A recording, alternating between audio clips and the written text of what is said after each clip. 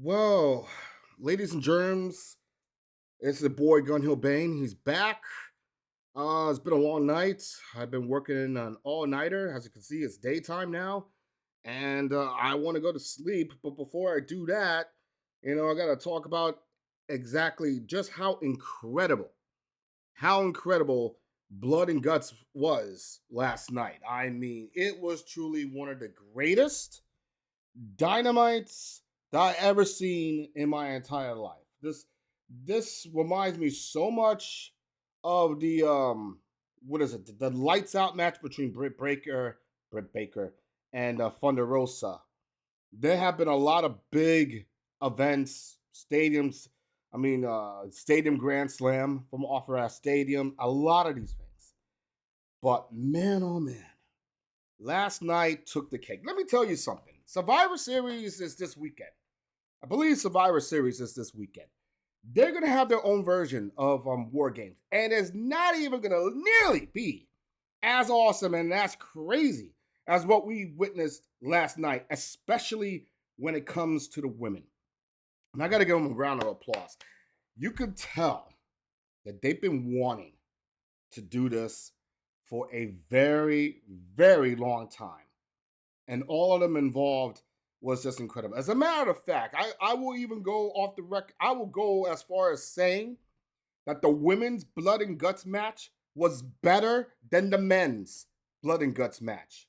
I guarantee it. The shock value, the fact that these women were going all out. Did you not see Sky Blue turn into Sky Red? Within the first 3 minutes of the matchup, she was already gushing buckets. Dude, she just went from the John Moxley playbook. I mean, this shit is insane. There was glass, there was freaking thumbtacks, there were tables. These women were bringing, Harley Cameron was amazing, with the whole puppet, and then oh my god, it was crazy. Marina Shafir. Fear Marina Shafir. I mean, she is one bad bitch, man. Let me tell you. She is a crazy one. Her Tekla, crazy. Megan Bain, huge powerhouse. And of course, Will Nightingale, and oh my God, poor Chris Statlander. She fell right there. She fell right on the freaking nails, on the bed of nails. You will never see this type of action in the WWE. That's why I don't like watching the WWE. It is cartoony for me. It's choreographic for me. It's like people in a play, right? That's just doing a scene and blah blah blah. It's like it has no substance anymore. It has no passion. It has no aggression. This is what was missing.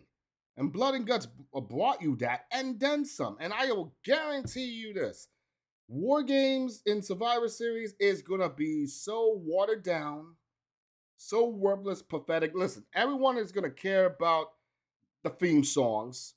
And when the wrestlers coming out with their little theme songs, and they can do the sing along, and then you're gonna watch as you're sitting on your hands while they're just trying to pretend that they're gonna be in something dangerous and aggressive, which they cannot, because they won't allow themselves to bleed buckets because they have to keep everything PG, and then they have to please their investors and the billionaire friends and all that other bullshit. Fuck the WWE. Okay? Fuck the WWE. Fuck CM Punk. Shout out to John Cena, though. He is my dude. I respect the hell out of John Cena. But everyone else, you know what? Respect Dominic Mysterio too. I like Dominic Mysterio and Bailey. But fuck everyone else. Fuck everyone else. They're bullshit selves. Doesn't matter. I've enjoyed the hell out of it. And then oh my God. And then after the women's match, you got Heyman Adam Page, versus Powerhouse Hobbs. And that was a barn burner, though, too. They had 3 matches. And each of them were bangers. You can't even get that out of Saturday night's main event. How the hell? How the hell do you allow AEW to create a better PLE for free than the actual PLEs that are going on in the WWE? How do you do that? How do you do that? It doesn't matter the amount of crowds there are. It doesn't matter how big the stadium is. It doesn't even matter how loud the international fans are. At the end of the day, it's always about the content in the ring. And AEW just blows WWE out of the water. 100%. There's no way. There's no way. There's no comparison. And to all those people who are saying, oh, I don't appreciate the violence, especially towards women, or this is garbage wrestling and blah, blah, blah. I don't give a shit. You're jealous because you're not getting that type of action from the WWE. You're looking for reasons to appreciate the product. That's why you're trying to turn to merchandise sales. That's why you're trying to turn out to attendance records. That's why you're going to turn out to ratings. Those are the three things that you live by, because it sure as hell ain't the content that's in the ring. Seriously, WWE fans, name one match from this year that you will watch over and over and over again because it was that good. You probably cannot. I can name like 4 or 5 freaking matches so far, before we near the end of 2025, that I will watch over and over again. And that women's blood and guts match, that's another one I'm going to be watching again, because that was surreal. That was completely unbelievable. But yeah, I will have to be angry towards the fans of AEW, because guess what? The ratings will probably come out and say that it's like 500 or 600 people watched AEW, not counting the HBO Max numbers. But still, it pisses me off that we got a lot of people supporting AEW but not coming out to the shows. This is the type of show that more viewers should go and watch. But we'll see when the ratings come out, but I guarantee you, it's probably going to be like 500, 600, if they're lucky 700, 800, that'll be amazing. I mean, come on. There's just no comparison. You got freaking Darby Allin getting thrown off the top of the stage to a freaking burning table. Come on, man. The violence, the blood that goes into Kyle O'Reilly's face. It's dramatic. It's drama. It's passion. It's cinema. It's uncomfortable. It's crazy. It's off the wall. This is what I love about professional wrestling. Putting their bodies on the line to see how much they can push the envelope for our interest. And we gotta support that. I don't like the WWE and their boring status quo. I don't care about any of those guys around here and what they do. None of them screams past. When is the last time you got embedded in the story? I'll tell you when the last time you got so deeply embedded in the story is when Roman Reigns turned heel and had the whole bloodline thing going. That's when he was invested. That's when he was so focused in it. You cannot wait to see what happens next time. Now, they're just throwing shit on the wall and calling on ChatGPT just to see you can gain your interest again, and they can't. They can't. And what's going to happen when Mr. Hustle, Loyalty, and Respect leaves us? Because he will retire after December the 12th. And then who you got? Then you got AJ Styles, possibly Jericho. Yeah, they're in the twilight of their careers now, so you're going to focus on them, and then they're going to be gone.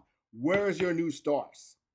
Where are those guys that's going to take the WWE to the next level? You can't find them. You can't find them anywhere. They're all getting old. And I'm guaranteeing you, none of the guys from NXT is going to pick up the slack. I don't care what you say. I'm sorry to tell you. I'm sorry to tell you. None of them are going to pick up the slack at all. At all. But I digress. The only low highlight of the night was FTR and his interaction with Ricky the Dragon Steamboat. Now, listen, I respect Ricky the Dragon Steamboat. I love him. One of the greatest, IC champions of all time, basically. But I just, it didn't need to be there. I would honestly think if you took that segment out, get rid of that segment and leave more time for Heyman and Powerhouse Hobbs. There was no reason to have FTR and Ricky Steamboat there. This is a special edition of Dynamite. Make it as a POE. You had 3 matches. That's it. Just focus on those 3 matches, and that was it. You didn't really need to have FTR there. You didn't. It tuned out the crowd, but I get it. They were going, you can't just, they were going high speed all night long, So I get it. You need to have a calm down moment. You need a moment where people can go to the bathroom to take a leak, for crying out loud. There has to be a bathroom break in between. I get you. And as for the men's blood and guts match, you know what? I thought it was great. It was fine, but it just fell flat. It just fell flat because, honestly, I think the women just did far more. They did far more than the men did. They didn't do fire, though. They didn't do fire. So the men at least brought in fire. And I know Jim Cornette out there is going to blow a fucking gasket because he thinks everything has to be pure and family friendly, and I have to people mutilate and stuff. I don't give a shit. All right, fuck Jim Cornette. Fuck that piece of shit from Kentucky. All right, he ain't. He doesn't speak to me. All right. And if JD from New York want to talk shit about AEW, let him. But he doesn't speak to me. Basically, I'm the realest guy out here. I'm actually the real New Yorker who loves the Yankees, the Knicks, the Rangers, and the Giants. I'm not like a pissant who just loves the Braves. How the hell are you from New York and you love the Braves? But I digress. The fact of the matter is this. People need to stop talking shit about AEW when they're having the best year. 2025 has been the best year for AEW. Every single pay-per-view that they brought out, amazing. And they're going to continue that with Full Gear in 2 weeks' time. Or is it a week time? Is it a week from Saturday? I'm tired of this, man. I'm tired of this debate. I'm tired of all this crap of saying AEW is going to go out of business. How the hell is AEW going to go out of business at this point right now? It's been the hottest that it's ever been. Every time they have an event, it's like must see. So no. I'm sorry, guys. That's not going to happen. No. They're going to be here forever and ever and ever. All right? And that's what I'm going to say about my review. But I'm going to add something else to this. Chris Jericho. All right, so my prediction for Chris Jericho is like this because, he's been making claims about TNA, being, better and blah, blah, blah. And, 2 years' time, it'll be the number 2 company, blah, blah, blah. Listen. Chris Jericho is in the twilight years of his career. He has won every single major championship from every single major promotion. He won the WWE Championship. He won the AEW Championship.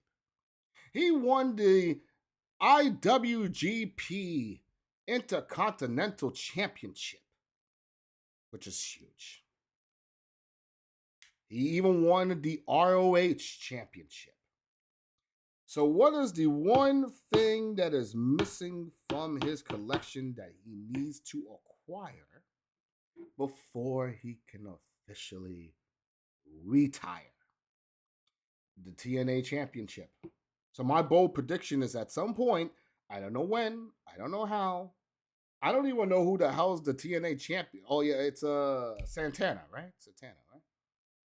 Chris Jericho will be coming to town, and Chris Jericho is going to be the TNA champion, and then he's going to put that as another notch on his collection of belts that he have acquired throughout his entire career, and then he will call it quits. Well, that and getting his Hall of Fame ring from the WWE. But this is where I see Chris Jericho going. Um, that's gonna be on the lookout for next year. So that's gonna be one big thing to deal with around here. And that's about it. That's my review. You see, it's quick, it's easy. I don't have to just explain anything. If you like my content, just like and subscribe. Also, I will appreciate if you can just give me your freaking comments and talk shit to me because I like to talk shit back. That's how it works here in America. All right, we talk shit to each other. That's how the world goes around. See, so for now, I am going to go get some sleep because you see, I have bags on my eyes. So I need to go get some sleep. And I just want to wish you guys adieu, good night, bang, blah, blah, sackety, schmackety, all that stuff. All right. See ya.